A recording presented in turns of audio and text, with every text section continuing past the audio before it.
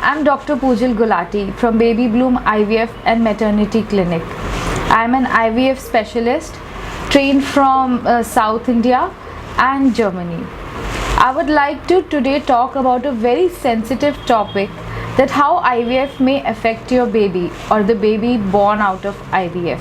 Many of my patients have a lot of query regarding that, so I thought, why not make a dedicated video for that, so that you can all have your doubts cleared in a very short and sweet manner without increasing any of your anxiety.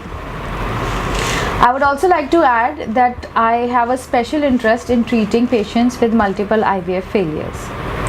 So getting on to our topic that I wanted to discuss today, I would not talk much about what IVF is. But before I come to the effects of IVF on the baby or the fetus, I would like to tell you that IVF is a boon treatment for patients who otherwise could not have got pregnant. IVF is a godsend. So many couples in the olden days who could not have even thought of becoming pregnant today can plan their own family, and in certain, of course, most of the cases, have their own biological baby. Now, there are certain things or certain conditions which are definitely associated with assisted reproductive treatments, or the outcomes that we get with assisted reproductive treatments, like multiple pregnancies, because sometimes we put more number of embryos and all get implanted, or number of follicles formed during IUI, all of the eggs get fertilized with the sperms. So they all lead to multiple pregnancy. Multiple pregnancy may further lead to premature labor or premature delivery, and a very common associated complication is ectopic pregnancy. So first of all, let's just talk about multiple pregnancy. So we all know what multiple pregnancy means. Multiple pregnancy means when there is more than one fetus or more than one pregnancy in the uterus. Multiple pregnancy can happen naturally also, but in IVF and in IUI cases where we use more number of gametes or eggs or embryos, multiple pregnancy chances are slightly higher. Now, multiple pregnancy itself may cause a premature delivery in many cases.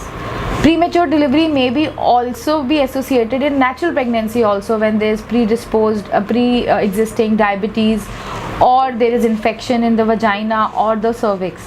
So these are certain things. The chances do increase in IVF, but per se, these are not the effects which should stop you from IVF, right? And there is a condition which is called as ectopic pregnancy. Ectopic, as the name suggests, is that the pregnancy takes place outside the uterus. It can be anywhere in the ovary, tubes, and it is a very disheartening outcome of an embryo transfer. But again, I would like to tell you that ectopic pregnancy can also occur in a natural pregnancy in cases where the tubes are affected due to infection, etc., etc. So blaming all these things in a concentrated manner to IVF is wrong. So we have talked about three major things which the doctor is concerned about: is multiple pregnancy, premature delivery, ectopic pregnancy. Now, to answer your question, are patients or babies born out of IVF abnormal, or do they have marginal chances of being abnormal? First of all, as I said, that we all are emotionally very invested in the pregnancy, because IVF pregnancies are long awaited, and generally the patients are having some kind of predisposed disease like endometriosis, diabetes, low sperm count.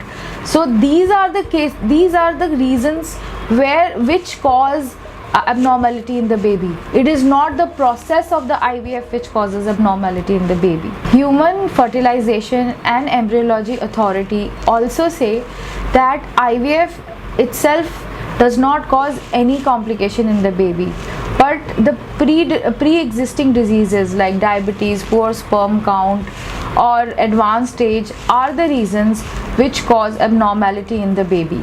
So per se, the chances of having an abnormal baby are not due to IVF. IVF is only done when you cannot have a natural baby. So I think this question should not be of much of a concern. Secondly, there are diseases which are genetically transmitted to the baby.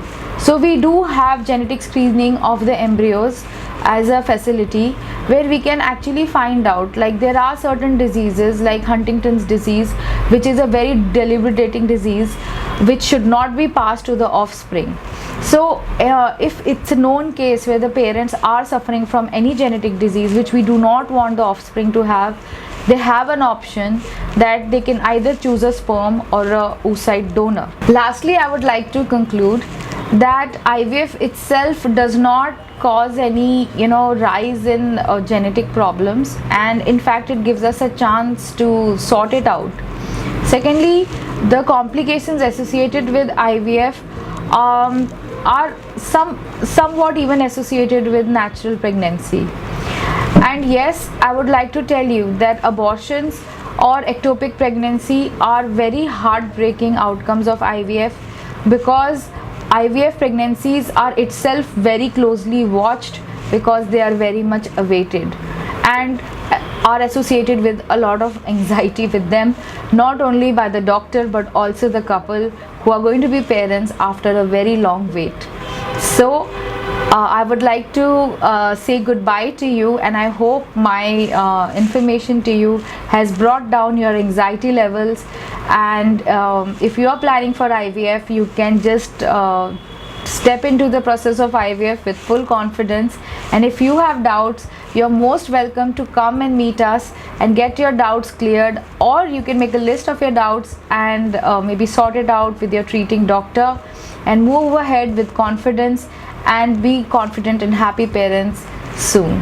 Thank you very much.